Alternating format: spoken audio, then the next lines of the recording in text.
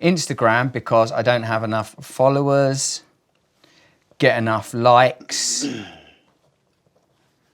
Yeah. I don't have enough followers and I don't have enough likes. It's interesting, isn't it? Because we can already start to say that you've given Instagram a sort of job in your life. Definitely. What job do you think it's given you based on that the resentment is shaping up to be, I don't have enough, look at the word enough, I don't have enough followers or get enough likes. What is it telling us? The job that I've given it to validate me. Or Yeah, it sounds like that, doesn't it? Yeah. Yeah, you're looking at it to validate you. That's cool. All right, mate. Well done. We're ahead of the game. So the third column here is the area. We look at the areas of self that are being affected.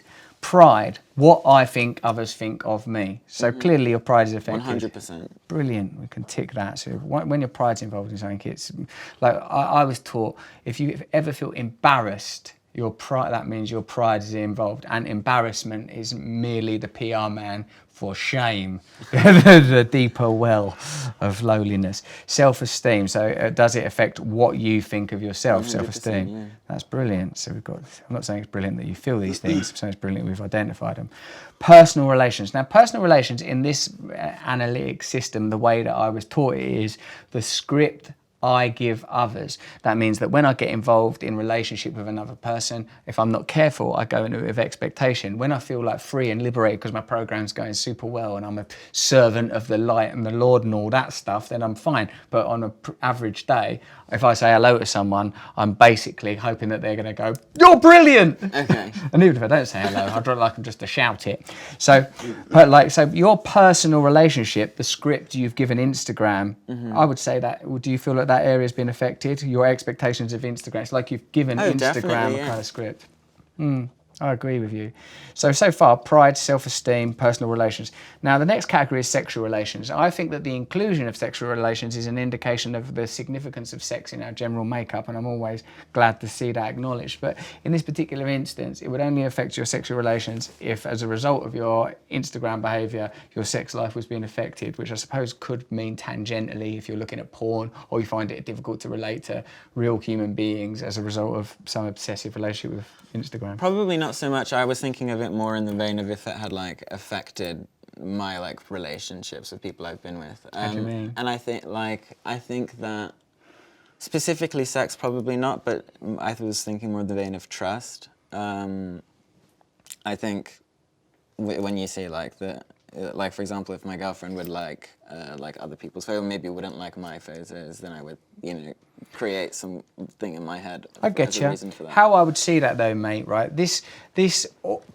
columns as it spreads out all relate to the original resentment. Okay. See, what that would be is a separate resentment, my girlfriend, for Right. liking other people's Instagram posts. Right. And we would deal with that discreetly. Often when I address a resentment, I find that it's sort of like a web spreads, and I recognise, I don't like, my mum because of that, and then me because of that, and then these people, and then the government. Okay, yeah. The concept of pity. So it can go far out. So it doesn't sound that. So probably less so. Yeah. That's cool. So at least we can cross out one thing. So you're not totally and utterly mentally ill. Now, this next one here, ambitions. In this sense, it means a view of ourselves and a view of the world, an idealized view. In any situation, I have an ambition, as it were, an expectation of how I want that situation to play out. Now, if your resentment is Instagram because you don't have enough followers and you don't get enough likes, it's pretty clear that your ambition is being affected. Would you say so? Yeah.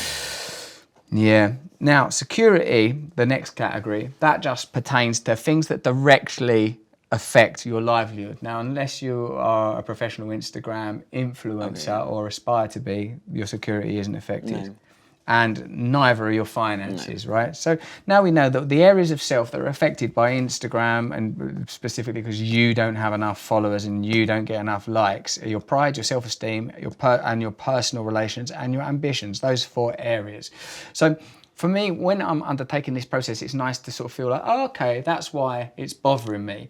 And already we're starting to reframe Instagram from like either something that we really enjoy or something that we just vaguely mistrust. Like most people these days, there's an ongoing public discourse about, is social media a good thing? And we're all aware of that. But what we want to understand is, how is that particularly and specifically affecting my emotional state? Where is that intersecting with my pre-existing grid of neurosis and negative beliefs? And we're already starting to do that by identifying pride, self-esteem, personal relations, ambitions as the areas that are affected.